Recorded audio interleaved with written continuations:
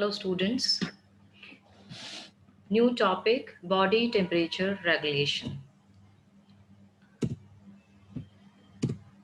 BSc part 2 paper 2 physiology and biochemistry के अंदर हम लोग फिजियोलॉजी ऑफ सर्कुलेशन कर रहे थे चैप्टर, और इस चैप्टर में हमारा नेक्स्ट टॉपिक है बॉडी टेम्परेचर रेगुलेशन, जिसको कि हम शरीर का तापमान विनियमन भी कहते हैं.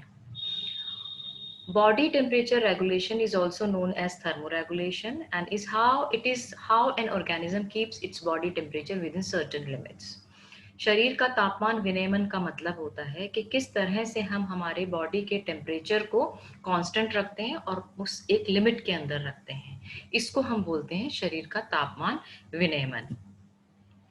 अगर हम बात करें तो ये दो प्रकार के एनिमल्स होते हैं, जो कि एक तो होते हैं होम्योथर्मिक, जो कि दे maintain constant internal body temperature, और दूसरे होते हैं endotherms, they generate their own internal body heat.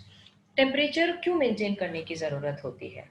Temperature इसलिए मेंटेन करने की ज़रूरत होती है क्योंकि हमारे जो नॉर्मल एंजाइम एक्टिविटी होती है एक पर्टिकुलर टेम्परेचर के ऊपर ही काम करते हैं. हमारे जो न्यूरल एक्टिविटी होती है वो एक पर्टिकुलर टेम्परेचर पे वर्क करती है. अगर टेम्परेचर का राइज होता है तो जो प्रोटीन्स हैं वो भी सारे डीनेचर्ड हो जाते हैं.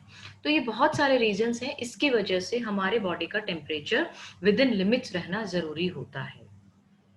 अगर हम ह्यूमंस के नॉर्मल बॉडी टेम्परेचर की बात करें तो it ranges between 36.1 degree centigrade और I can say 97.8 degree Fahrenheit. It is the normal temperature. But when body temperature increases above 38.5 degree centigrade, or I can say 101.3 Fahrenheit, then it is called as hyperthermia. And in opposite condition, when the body temperature decreases below 35 degree centigrade or 95 degree Fahrenheit, then it is known as hypothermia, that is decrease in the body temperature. Now, what is normal body temperature? The temperature of the deep tissue of the body, which is known as the core temperature. It remains almost exactly constant, except when a person developed a febrile illness. On the other hand, the skin temperature rises and falls with the temperature of the surrounding. कहने का मतलब क्या है कि हमारे जो internal body tissue का temperature होता है वो हमेशा कांस्टेंट रहता है, परंतु स्किन का टेम्परेचर राइज और फॉल होता है according to the surrounding.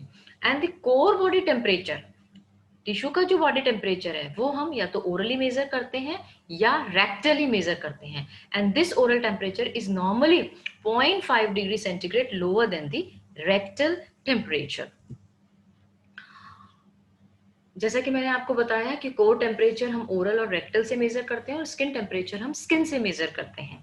Normal body temperature oral का जो होता है वो होता है 37 डिग्री सेंटीग्रेड, रेक्टल का इससे 0.5 डिग्री सेंटीग्रेड कम होता है, और एक्सिला का भी 0.5 डिग्री रेक्टल का 0.5 डिग्री सेंटीग्रेड ज्यादा होता है ओरल से. एक्सिला का 0.5 डिग्री सेंटीग्रेड कम होता है ओरल से. और स्किन का टेम्परेचर डिपेंड करता है एनवायरमेंट के ऊपर, और जब एक्सरसाइज करते हैं तब it may rises from 101 to 104 degrees Fahrenheit. अब वो कौन से फैक्टर्स हैं जो हमारी बॉडी में हीट का प्रोडक्शन करते हैं और जो हीट का लॉस करते हैं? There are certain factors. ये जो फैक्टर्स हैं, अगर मैं बात करूं हीट प्रोडक्शन की, तो हीट प्रोडक्शन करता है metabolic activities of the body, specific dynamic action of the food, heat gained from the surrounding hot environment, endocrine mechanism that is epinephrine and norepinephrine and T4 heat produce करते हैं, brown fat, exercise, shivering and increase of food intake. ये सारे वो causes हैं जो heat के production को करते हैं.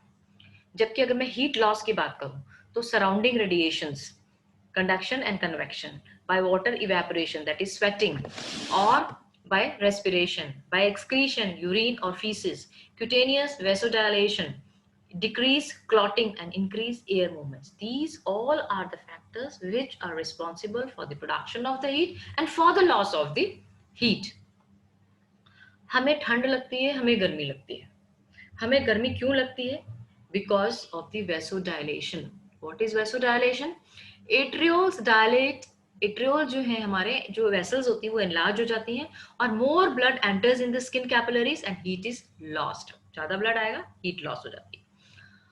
Sweating, sudorific gland secrete sweat which removes heat when water changes state.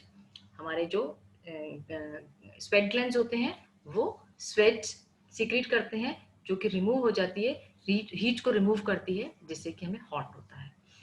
Pilo relaxation, this means the hair get flatten. Stretching out by opening up and by opening up the body at a large surface area. Body को फैलाओगे heat अगर गर्मी है तो. Vasoconstriction, opposite of the vasodilation. Arterioles get smaller to reduce blood going to skin, keeping core warm. सिकुड़ती हैं. Shivering होती है. Rapid contraction and relaxation of skeletal muscles. Piloerection, hairs on the skin stand up. देखा ना, सर्दी बहुत तेज ठंड होती है तो अपने हाथ के पैरों के बाल खड़े हो जाते हैं. This is piloerection. Curling up, जब हमें बहुत तेज ठंड लगती है तो हम एकदम गोल से होके सो जाते हैं, चादर या रजाई में छोटे से दुबक के घुस जाते हैं, है ना. What is it? Making yourself smaller, so smaller surface area. Body temperature falls and body temperature rise. कैसे होता है बॉडी का टेम्परेचर बढ़ता कैसे और कम कैसे होता है? हम बात करते हैं body temperature rise. Blood vessel dilate resulting in heat loss to the environment. Sweat glands secrete fluid. As the fluid evaporates, heat is lost from the body, and heat is lost from the environment. Now it comes back to body temperature to the normal. उल्टा देखिए, body temperature fall हो रहा है तो blood vessel constrict होंगे so that the heat is conserve, heat को conserve करें. Sweat gland do not secret, पसीना नहीं आएगा. शिवरिंग जनरेट्स हीट, कपकपी छूटेगी जिससे हीट जनरेट होगी और हीट हमारी बॉडी में रिटेन होगी, नॉर्मल बॉडी का टेम्परेचर नॉर्मल हो जाएगा. So how our body maintains the temperature. Now this is temperature regulation. Now brain plays a very important role in the body temperature regulation. मैं आगे आपको बताऊंगी. Brain contains a hypothalamus part, and this hypothalamus is responsible for the maintenance or the regulation of the body temperature. Now you can see in the center there is a pink color brain. Now you can see that in the center there is a pink color brain. This is the pink color brain. Now you see the signals to the skin. This is the signals to the skin. बहुत ज्यादा, ये मैंने बताया control centre hypothalamus यहाँ पर है. बहुत ठंड है तो क्या हुआ? वेसो कंस्ट्रिक्शन, जो ये स्किन की जो कैपिलरीज है वो सिकुड़ती हैं और हीट कंजर्व होती है, ब्लड वेसल कंस्ट्रिक्ट, स्वेटिंग नहीं होती है, और स्वेटिंग नहीं होगी तो ब्लड टेम्परेचर इंक्रीज होगा और ये जो ठंड लग रही थी वो गर्मी लगेगी और हमारा ब्रेन को मैसेज चला जाएगा. सिमिलरली जब गर्मी लगेगी तो वेसल्स डायलेट होंगी और heat given of blood vessel dilating, इससे क्या होगा? पसीना आएगा. जब डायलेट होंगी पसीना क्या होगा? ब्लड टेम्परेचर को डिक्रीज करेगा और हमारे ब्रेन को सिग्नल जाएंगे कि हमारा जो टेम्परेचर है वो कंट्रोल हो गया है. Now, as already told you that hypothalamus, the part of the brain, works as a thermostat. It is a thermostat in our body. Different part or the interior hypothalamus responds to increase environmental temperature, and it is also control the core temperature of the body. That is interior part of the hypothalamus environment के temperature को control करता है और core body temperature को control करता है. The back part, that is posterior hypothalamus, on the other hand responses to the decrease in environmental temperature. जब environmental का temperature कम होता है तो posterior hypothalamus उसको टैकल करता है. Receptors, warmth, cold receptor from skin, deep tissue, spinal cord and hypothalamus. Heat loss center कहाँ पर present है? Anterior hypothalamus के nuclei पे. और heat gain center कहाँ पे present है? Posterior hypothalamus में. This I have already told you. Now अगर हमारा body temperature regulation नहीं हो रहा है और कुछ abnormality आ रही है तो what is it? So now I will discuss abnormalities of the body temperature regulation. क्या है? There are two abnormalities, as I have already told you, hyperthermia and hypothermia. Hyperthermia, that is increase in the body temperature above the normal level. Hypothermia क्या हो गया? Fever. Due to the rise in the set point of hypothalamus by pyrogen. Pyrogen, any substance that has rise the set point of the hypothalamus. Pyrogens की वजह से hypothalamus का temperature, hypothalamus को pyrogen hypothalamus को signal देता है, उसकी वजह से बॉडी का टेम्परेचर राइज होता है. क्यों होता है? बैक्टीरियल एंडोटॉक्सिन्स की वजह से, cell membrane protein and breakdown products की वजह से. IL-1 की तरह से inflammatory mediators kinin, bradykinin and prostaglandins are responsible for this increase of temperature. When there is a decrease in the body temperature above the normal level, then it is hypothermia, मैं अभी किसकी बात कर रही हूँ, हाइपरथर्मिया की बात कर रही हूँ। हाइपरथर्मिया में एक तो होता है फीवर और दूसरा होता है हीट स्ट्रोक। हीट स्ट्रोक के क्या टेम्परेचर होते हैं, क्या सिम्टम्स होते हैं, आई एम सॉरी, क्या सिम्टम्स होते हैं, डिजीनेस, घबराहट, वोमिटिंग, उल्टी, डेल्यूरियम, लॉस ऑफ कॉन्शियसनेस, बेहोशी, circulatory shock and death. Heat stroke, अगर टेम्परेचर बहुत ज्यादा हाई हो जाता है बॉडी का तो हमारी बॉडी फिर उसको सह नहीं पाती है। Hypothermia, when the body temperature decreases below the normal level, then it is known as hypothermia. Person exposed to ice water for 20 to 30 minutes ordinarily dies because of the heart fibrillation. अगर आप ठंडे पानी में ice water के अंदर आधे घंटे भी रह जाओगे आपकी डेथ हो जाएगी। The body temperature has fallen below 85 degree Fahrenheit, the ability of the hypothalamus to regulate the temperature is lost. जो हमारा हाइपोथैलेमस टेम्परेचर को कंट्रोल कर रहा है वो टेम्परेचर कंट्रोल लॉस कर देता है।